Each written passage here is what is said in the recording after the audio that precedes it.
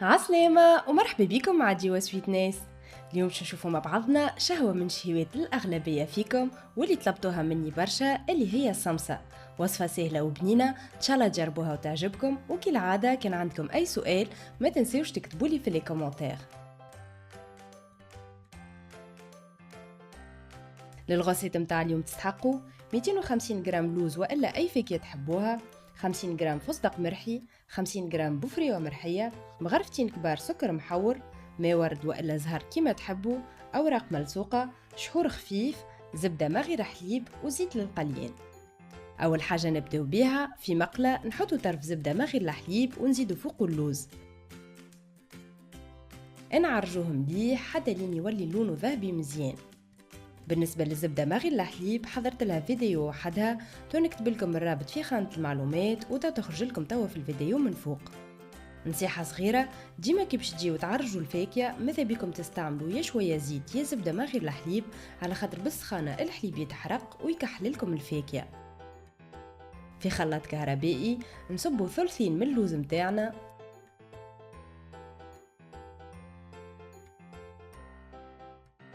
نزيدوا له مغرفة السكر المحور ونرحيوها مليح.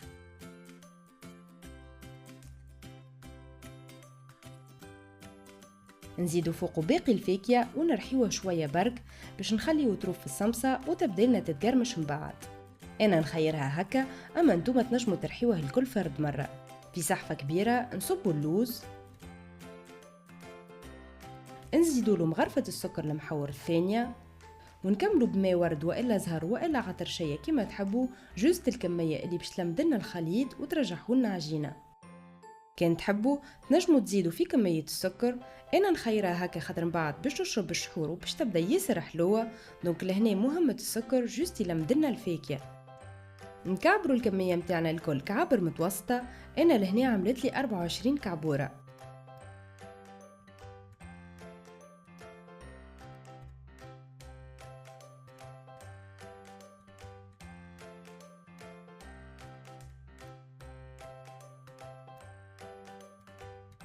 ناخذوا الملسوقة ونقصوها شرائح بالطول، عرض الكعبة 5 سنتيمتر. كانكم في تونس ننصحكم بالماركة اسمها للا البيا. ندهنوها بشوية زبدة ما غير الحليب باش الورقة ما تتقطعش، ونحطوا فوقها الكعبورة ونبداو نسكروا. أول ما تبداو تاخذوا الطرف اللي على اليمين وتهزوه فوق الكعبورة، تطرحوها شوية بيديكم حتى تعملوا فورمة مثلث. من بعد ترجعوا بالشراء اللي على اليسار وتكملوا ترصوا مليح باش الكعبة ما تجيكمش فارغة في الجناب.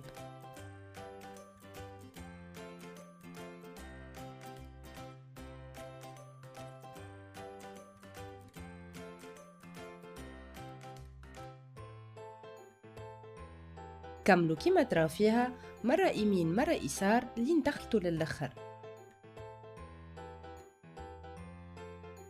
تدهنوا الطرف بشوية فارينة وماء وتدخلوه تحت الطية الأخرى باش تتسكر مليح. نأكد برشا على الماء والفارينة باش من بعد الكعبة كي تقليوها ما تتحلش. بالنسبة للعباد اللي ما تعرفش، تاخذ مغرفة كبيرة فارينة تزيد لها 3 مغارف ماء وتخلطهم مليح. يلزم القوام متاعها تكون سائل ماهوش عجينة. نعاود نوريكم واحدة أخرى كيف كيف تاخذوا ورقة الملصوقة تدهنوها بالكدا بالزبدة باش تطرى، تحطوا فوقها كعبورة الفاكهة وكيما تراو تاخذوا الطرف اللي على اليمين تهزوه فوق الكعبورة، تعملوا مثلث بيديكم معناها تستويوا الحروف، وترجعوا الحرف اللي على اليسار على اليمين وتكملوا بنفس الطريقة لين تكمل الكمية الكل.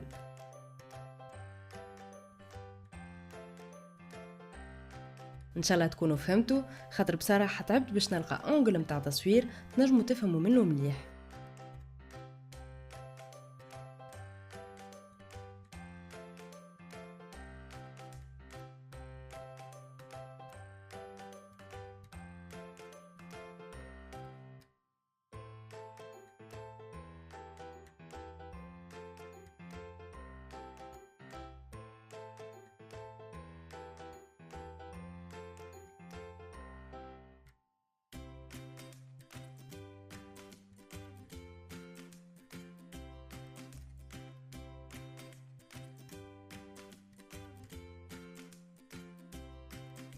في مقلة سبق وحطينا فيها كمية من الزيت يسخن، نحطو نقليو كعبات الصمصة متاعنا.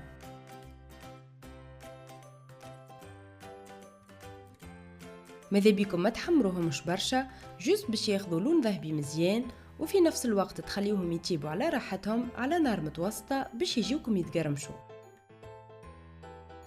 بالنسبة للعباد اللي ما تحبش القليان، تنجموا تطيبوهم في الكوشة، جوست ادهنوهم بشوية زبدة من غير حليب وخليهم يطيبوا على راحتهم على 180 درجة حتى يولي عندهم لون ذهبي مزيان.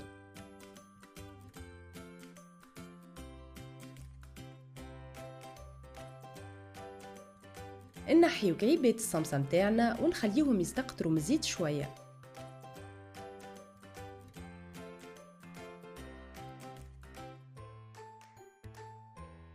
هما مازالوا سخان، نحطوهم في الشحور البارد. ديما يلزم العكس بالعكس، معناها كان الصمصة متاعك سخونة تحطها في الشحور البارد، كان الصمصة متاعك باردة تحطها في الشحور السخون.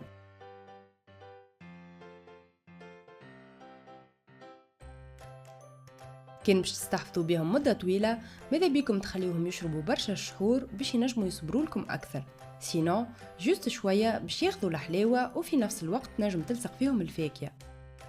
بالنسبة للشحور عملت لها فيديو واحدة باش ما نقعدش كل مرة نصور فيها، تو نكتب لكم الرابط في خانة المعلومات وتو تخرج لكم توا في الفيديو من فوق.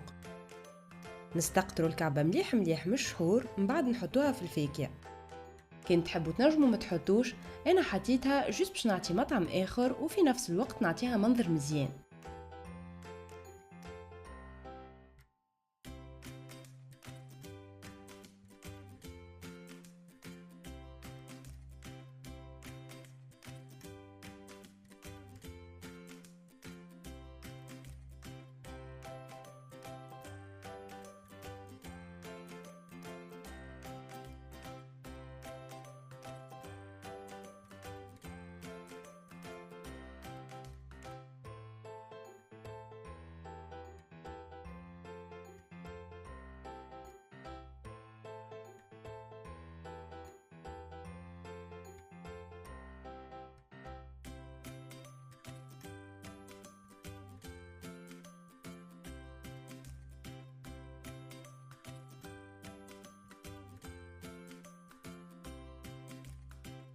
سيي الصمصة متاعنا حضرت وما شاء الله جات بنينة وتتقرمش.